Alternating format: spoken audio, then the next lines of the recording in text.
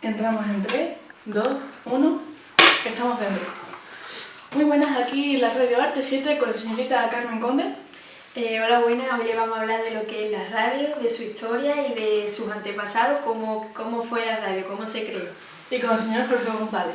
Y yo voy a hablaros de los géneros y formatos que encontramos en programas, de 4 ejemplos de vídeo, y de estudios de audiencia, de cómo se hacen, su función económica y cuánto ganan cada uno.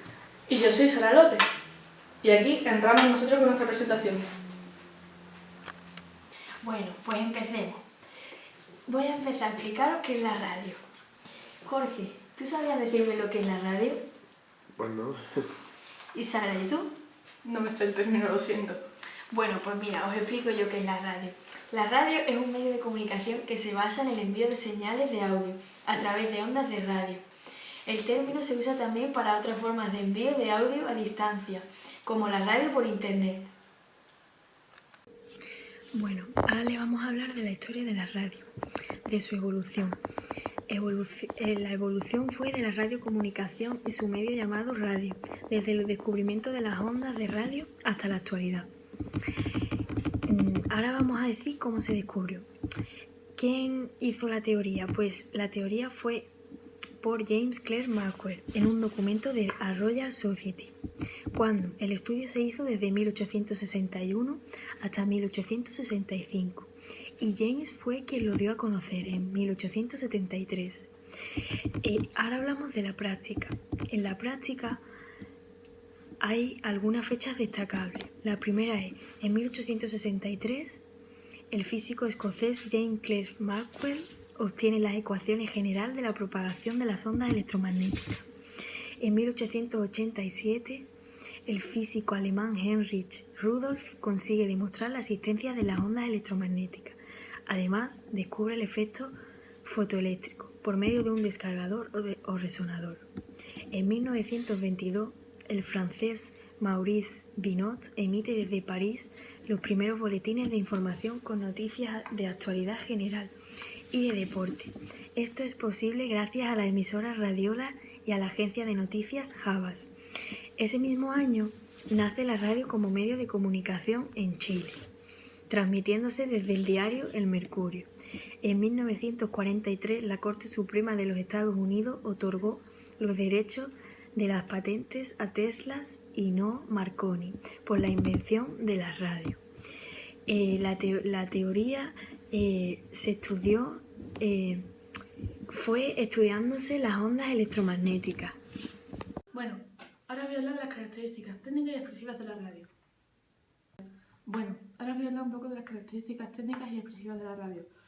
Voy a utilizar un poquito la chuletilla porque no me lo sé de memoria. La publicidad utilizada en la radio debe prestar especial atención en el aspecto creativo y función de este, planificar el contenido y la forma del mensaje. Hay dos elementos básicos, el sonido y la imaginación. El sonido es donde se incluyen las palabras, los efectos especiales, la música de ambientación y los silencios. Estos 4 elementos se combinan en una cierta secuencia con un ritmo determinado y con un tono de voz específico. La imaginación es cosa del receptor, es decir, su imaginación para comprender el mensaje final.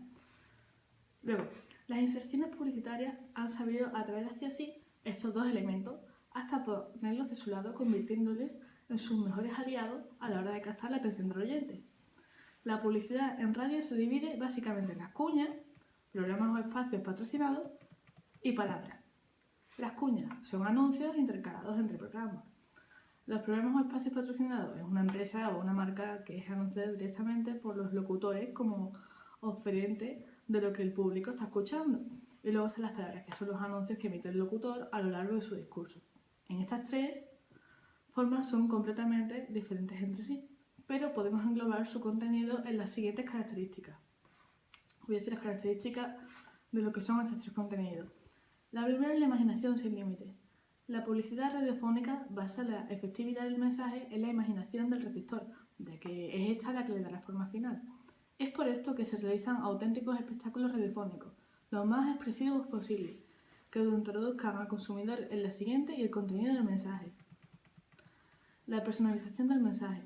Es importante recordar que el sonido funciona directamente sobre el cerebro del oyente, excitando su imaginación. Esto lleva al receptor a participar de forma activa personalizando el mensaje recibido. Es decir, el consumidor no recibe datos específicos acerca de los elementos que aparecen en el anuncio. Es una práctica muy habitual en la televisión o prensa, donde se ofrecen secuencias y fotos muy detalladas, no como en la radio. Y puedes asociar los sonidos y voces que oye con su entorno, más directo, diciendo que las características principales de la situación que se le propone. La música, como componente esencial, es que cualquier cuña debe ser acompañada por un sonido de fondo que no quite el protagonismo al mensaje. Es decir, el mensaje lo tiene que decir el emisor, y los componentes que hay al lado, como lo que son la cuña, no le pueden quitar lo que es el papel principal. La música es la solución más adecuada para evitar la monotonía del discurso, enfatizar de su contenido, resaltar ciertas partes o simplemente armonizar las palabras del locutor. La radio como protagonista de promociones especiales. Se puede utilizar este medio para promociones exclusivas.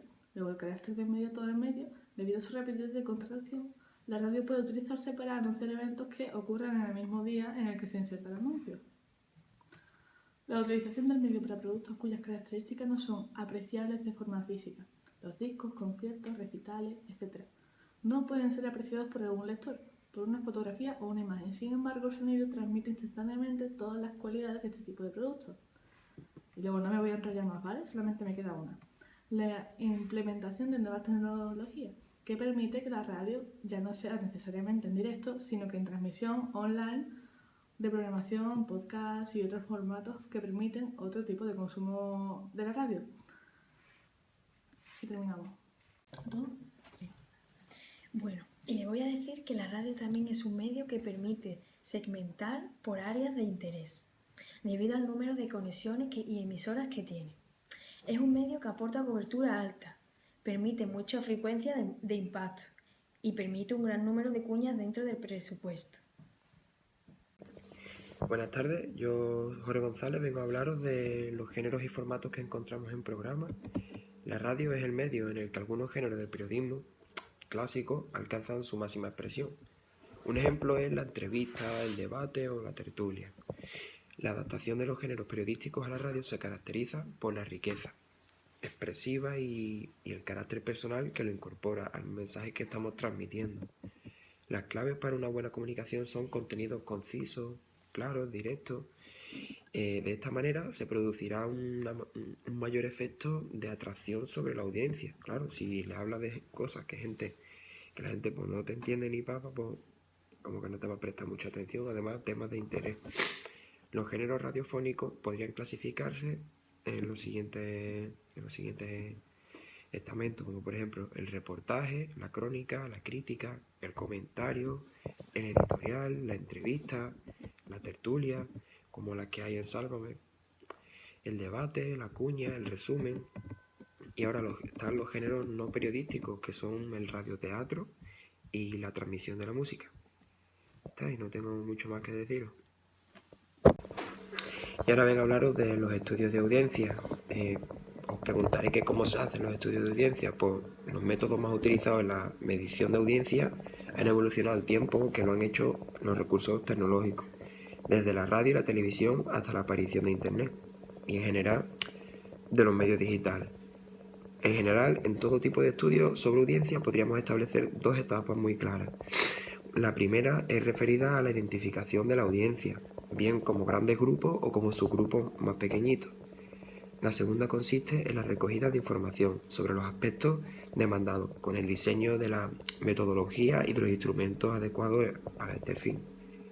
Podríamos considerar una tercera etapa de interpretación y análisis de la información recabada. Al analizar las audiencias de la prensa, es relativamente sencillo si se mide la tirada o la difusión de periódicos y revistas. Entre los métodos utilizados en estudios sobre audiencias en televisión se encuentran los siguientes. La encuesta, que a todo el mundo nos han hecho una encuesta siempre, a cualquiera, todo el mundo nos han hecho una encuesta, que consiste en preguntas de cuestionarios aplicadas a la muestra que queremos hacer.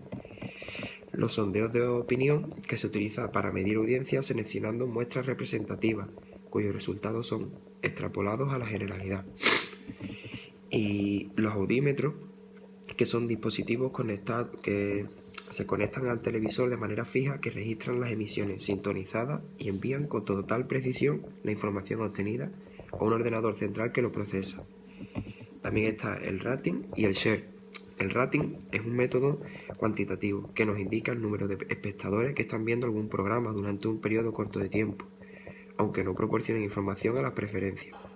Y el share pone de manifiesto la preferencia relativa que unos espectadores tienen hacia unos determinados programas respecto a otros que se emiten de manera simultánea.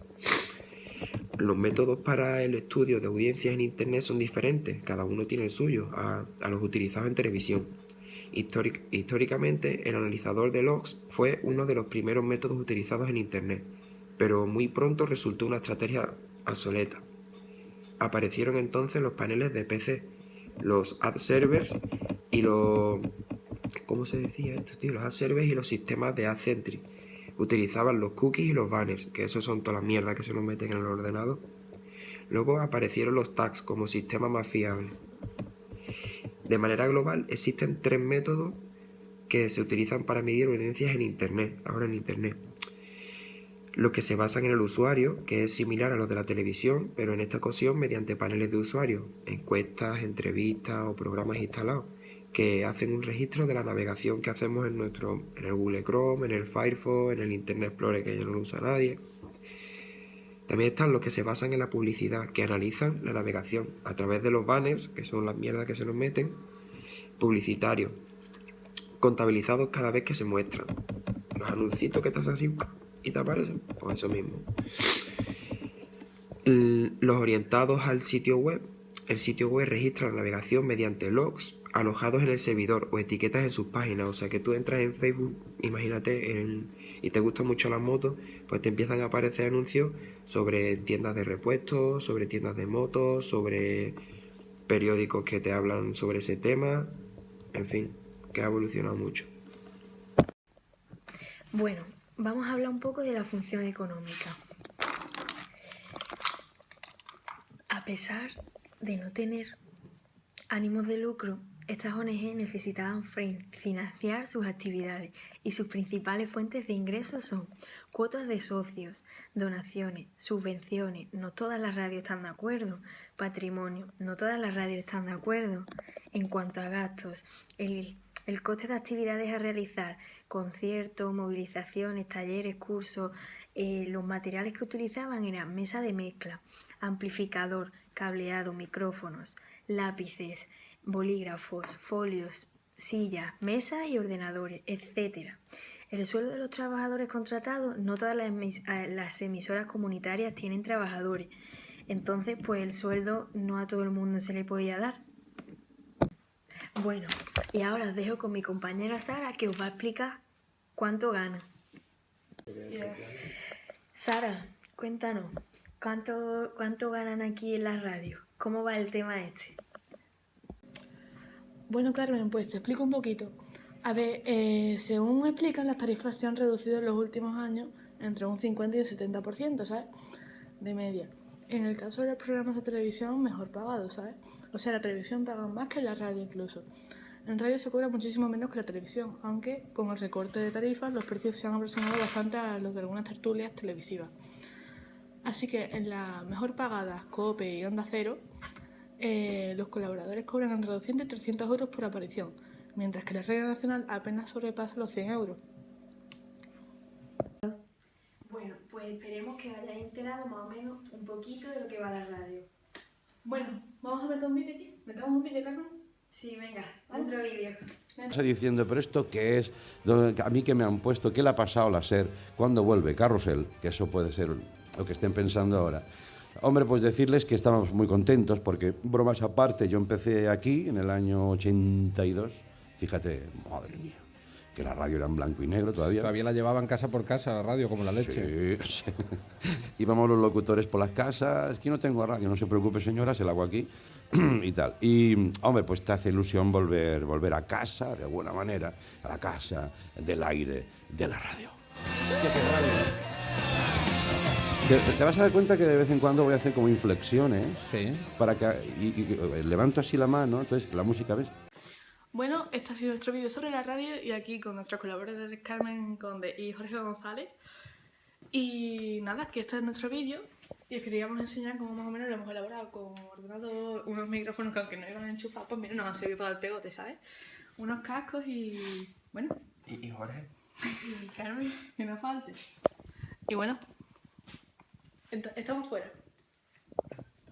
Adiós. Radio P7, bueno, hemos hecho un trabajo, vamos a recoger las cosas. Venga, vamos. Ya nos vemos en el próximo programa. Ya está. Ha quedado niquelado. Ha quedado perfecto. Hasta mañana. Adiós.